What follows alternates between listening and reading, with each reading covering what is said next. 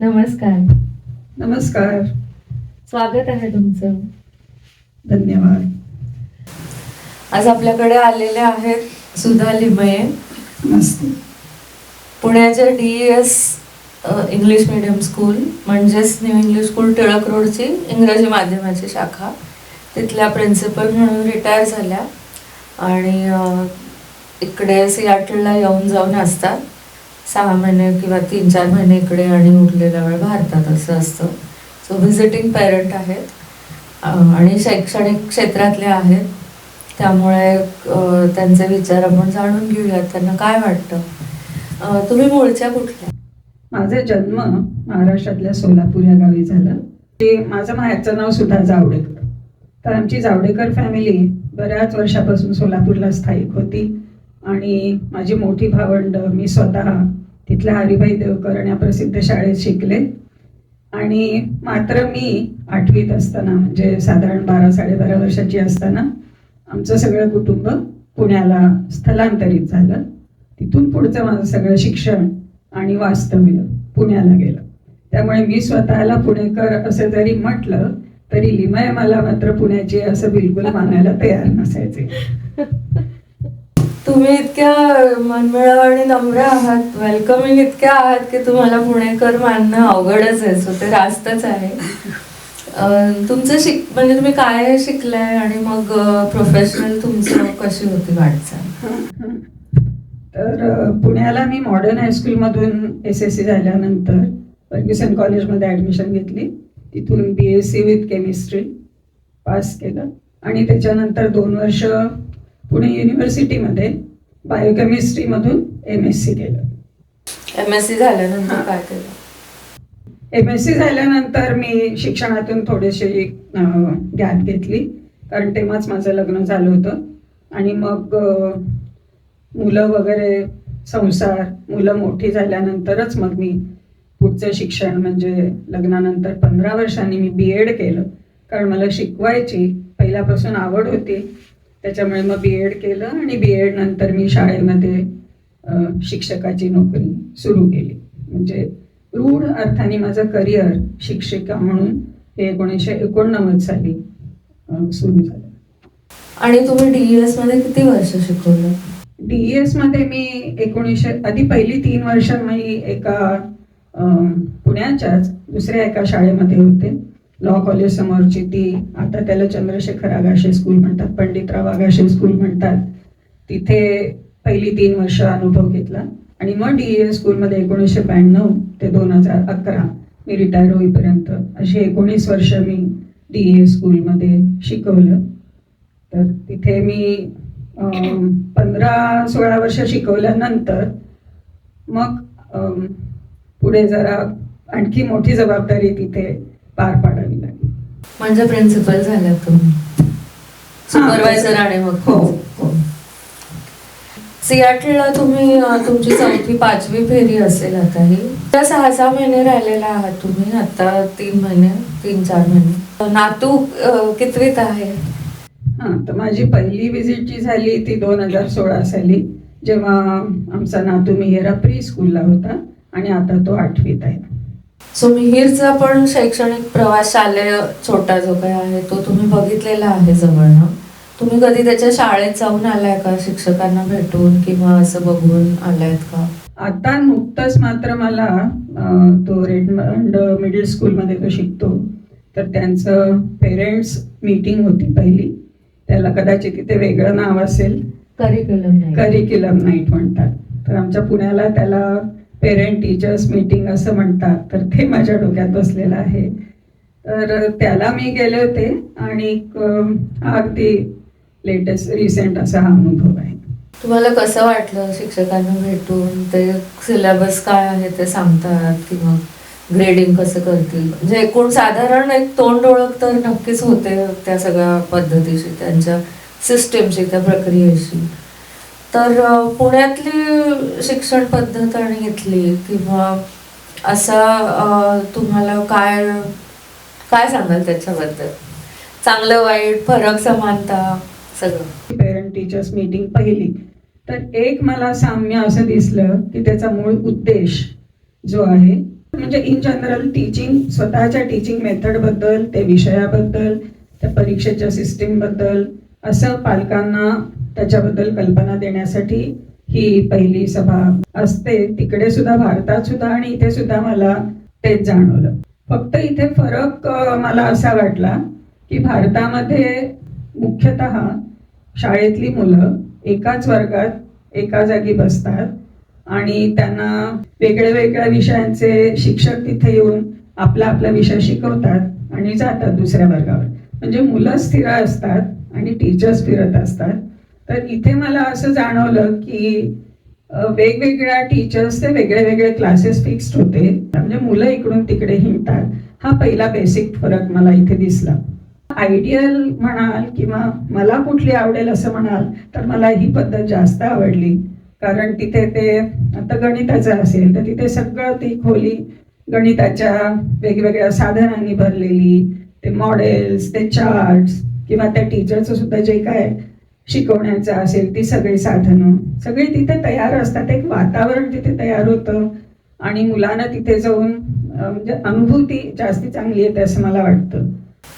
इथे सामाजिक अध्ययन म्हणजे सोशल स्टडीज मध्ये भूगोल वेगळा, इतिहास वेगळा, आपल्याकडे नागरिकशास्त्र, अर्थशास्त्र आम्हाला होतं CBSEला. असे असतात, 3 तर असतातच म्हणजे.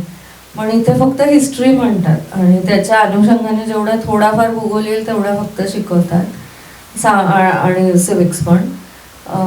तर ह्याच्याबद्दल काय वाटलं तुम्हाला? मला तरी असं वाटतं की ही भारतातली पद्धत सोशल स्टडीज किंवा सोशल सायन्सेसमध्ये या सगळ्या गोष्टी आवश्यक आहेत. इतिहास, भूगोल, नागरिकशास्त्र आणि इवन मी शाळेत शिकवत असताना सुद्धा इकॉनॉमिक्स मुलांना असायचं. 10-20 मार्काचं का असेना, परंतु एकूण 100 मार्कापैकी या सगळ्या विषयांना न्याय दिलेला असायचा. आणि मुलांच्या जनरल नॉलेजसाठीच नुसतं नाही तर सोशल म्हणजे समाजाचा खऱ्या अर्थाने अभ्यास करण्यासाठी आणि कल्पना येण्यासाठी इतिहास आणि भूगोल हे दोन्ही आवश्यक आहेत असं मला वाटतं. म्हणजे आपण भूगोल हा तुम्ही म्हणतायत त्याप्रमाणे स्वतंत्र विषय एक म्हणून भारतामध्ये शिकवला जातो, ते नक्कीच चांगलं आहे, अतिशय योग्य. इथे कधी कधी असं ऐकूयात येतं, एस्पेशली अमेरिकन पालकांकडनं, की education is not for everyone. आवडत नसेल तर 10वीत किंवा मोस्टली 12वीत सोडून दे, पुढे नाही शिकलं तरी चालेल, किंवा शिक्षणानेच सगळं मिळतं असं नाही, अनुभवाने किंवा सिम्पली व्यावसायिक ज्ञानाने, ट्रेड, मोस्टली अनुभव आहे. म्हणजे जस्ट कामाला लागायचं आणि मग हळूहळू यायला लागेल अशा टाईपचं एक विचारधारणा आहे इकडे. आणि जर जमत नसेल मुलाला तर त्याचं मानगुटीवर बसून करून घेण्यापेक्षा सोडून द्यावं, मग त्याचं तो कसंही करेल अशा अर्थाने म्हणतात. तर तुमच्या मते शिक्षणाचं काय महत्व आहे का मुलाच्या, का विद्यार्थ्याच्या आयुष्यात? तर पदवीपर्यंतचं तरी शिक्षण मुलांनी सलग घ्यावं असं माझं मत आहे. म्हणजे 10वीपर्यंत सगळ्यांना सगळे विषय शिकवले गेले पाहिजेत आणि त्याच्यानंतर मुलांनी कुठल्याही एका स्ट्रीममध्ये जाऊन त्याची पदवी तरी निदान मिळवावी आणि मग अर्थार्जनाला लागावं असं मला वाटतं. आता भारतात सुद्धा नुसतंच म्हणजे पदवीचं शिक्षण नाही, आणखी सुद्धा पुढे परदेशी पाठवताना सुद्धा आई वडील मदत करतात असं दिसतं. तर म्हणजे हा मोठा सोशलच एकदम बेसच वेगळा असतो. सगळी व्यवस्थाच आपल्याकडे वेगळी आहे, कौटुंबिक व्यवस्था, त्याच्यामुळे शक्य होते. एवढंच काय, ते पुढे लग्नाचा पण खर्च करतात, कमीत कमी पहिल्या बाळणपणाचं पण सगळं करतात. आणि हल्ली मुलीचंच असं नाही, मुलाईकडचं म्हणजे काय, त्याच्यात मला नाही वाटत आता ॲटलिस्ट एज्युकेटेड समाजात तरी, सुसंस्कृत समाजांमध्ये मुला मुलीत काही फरक उरला ते चालूच असतं 35व्या वर्षीपर्यंत. इथे 17व्या वर्षी म्हणजे दुप्पट. म्हणजे शिक्षण हे भारतामध्ये आई वडिलांच्यामुळे मुलं पदवीपर्यंत तरी निदान किमान शिकतात आणि त्यांना नोकरी मिळणं किंवा स्वतःच्या पायावर उभं राहून काहीतरी धंदा सुरू करणं यासाठी आई वडिलांची त्यांना नक्कीच मदत होते. इथल्या काही गोष्टी तुम्हाला भारतातल्या शाळेत जर करता आल्या समाविष्ट, तर काय इम्प्लिमेंट करायला आवडेल policies as a policy decision? इथे मला असं वाटतं की मुलांना थोडं स्पून फिडिंग करत नाहीत. मुलांना स्वतः विचार करायला प्रवृत्त करतात आणि त्यांना थिंक करून ॲप्लिकेशन करून काय ते म्हणजे वर्कशीट्स असतील किंवा काय होमवर्क असेल ते करायला सांग. आणि उलटं म्हणायचं झालं तर म्हणजे भारतातल्या कुठल्या अशा गोष्टी आहेत ज्या इथल्या शाळांमध्ये तुम्हाला बघायला आवडतील? भारतामध्ये विद्यार्थी शिक्षक संबंध जे आहेत ते जास्ती जवळचे, पर्सनल, प्रेमाचे, जिव्हाळ्याचे, आदराचे अशा लेवलचे असतात. पर्सनल रॅपो आणि नेहमी भेटणं आणि प्रत्यक्ष जो बोलणं वगैरे असतं तसं इथे होत असेल की नाही मला शंका आहे.